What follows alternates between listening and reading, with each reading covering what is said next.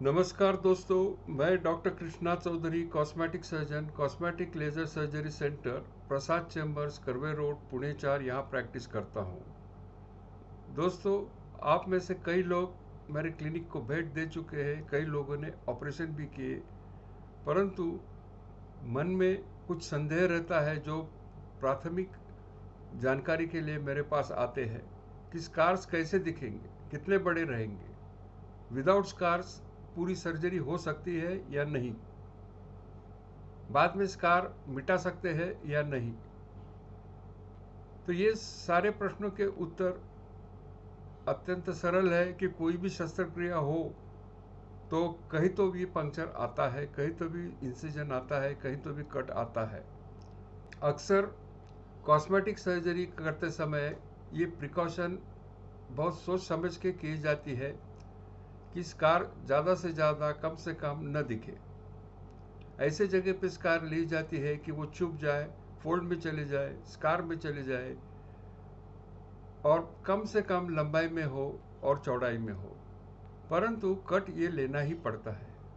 उसे आप इंसिजन कहिए, पंक्चर कहिए, स्टैब इंसिजन कहिए, लेकिन वो कट ये रहता है, ये जख्म है और कितनी भी सरलता से सूचर किया तो भी थोड़ी सी बारीक स्कार दिखाई देती है। इसमें गायनेकोमेस्टिया ऑपरेशन में कम से कम 2 पंक्चर लेने ही पड़ते हैं। एक जो एरुला, जो पिंकिश कलर का पूरा सेंट्रल पोर्शन है और स्किन इसके जंक्शन में लिया जाता है, और वो 6 मिलीमीटर से कभी भी ज़्यादा नहीं होता है। ये कट लेने की ज़रूरत इसके लिए है कि ऑपरेशन के आखिर में जो अंदर निपल के नीचे जो ग्लैंड है, कितनी भी बड़ी हो या कितनी भी छोटी हो, वो निकालना पड़ता है।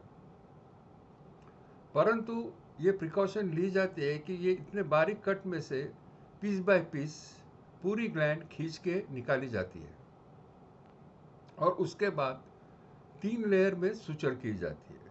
और सबसे ऊपर के जो स्किन पे सुचर रहते हैं वो अपने आप डिसॉल्व होने वाले रहते हैं और बारीक से बारीक 5060 इतने बारीक रहते हैं। बाल इतने पतले रहते हैं तो उनके स्कार बाद में दिखाई नहीं देते हैं। दूसरा जो पंक्चर रहता है वो अक्सर बगल में रहता है।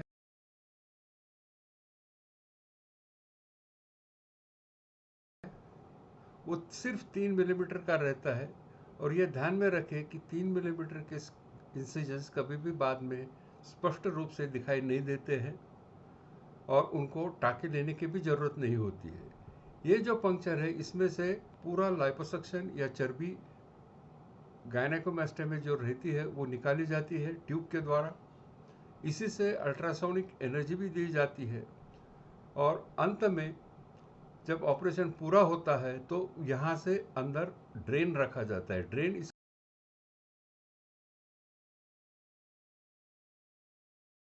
इसका मतलब एक रबर की ट्यूब रहती है, कॉरुगेटेड रबर कहते हैं, और वो 48 तास रखा जाता है। उसकी मदद ये होती है कि अंदर कुछ भी जम गया, ब्लड जम गया, पानी जम गया, तो वो बाहर निकल के आता है और बाद में फिर सूजन नहीं आती है, सीरोमा होने के चांसेस बहुत कम रहते हैं। 48 आवर्स के बाद जब आप ड्रेसिंग के लिए पहली बार आते हैं तो ये ड्रेन भी निकाला जाता है। यूजुअली एक बारीक टाका लिया रहता है और वो टाइट किया जाता है। तो ये दोनों भी स्कार्स बहुत मुश्किल से दिखाई देते हैं और बहुत बारीक रहते हैं, सूक्ष्म रहते हैं। और देखिए 7वें दिन कैसे दिखते हैं। बारीक एक टाका आपको बगल में दिखाई दे रहा है और छाती के सामने के जो एरुला के नीचे लिए वो तो दिखाई भी नहीं दे रहे क्योंकि वो इन्वर्टेड सूचर्स लिए।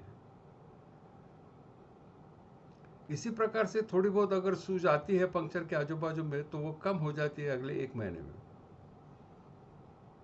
तो आप गायनेकोमेस्टिया ऑपरेशन कर रहे हैं तो मेरे पास स्कार के बारे में चिंता न करें। धन्यवाद। आपको अधिक जानकारी चाहिए तो मुझे अवश्य संपर्क कीजिए 9373504565 या मेरे संकेत स्थल www.cosmeticsurgerypune.com इसे भेज दीजिए। यूट्यूब पे बहुत सारे गायनेकोमास्टिया के बारे में वीडियोस है, वो देखिए, रिव्यूज़ भी देखिए। जस्ट डायल पे है, वॉट क्लिनिक पे है, प्रैक्टो में है और गूगल्स रिव्यूज़ में भी है।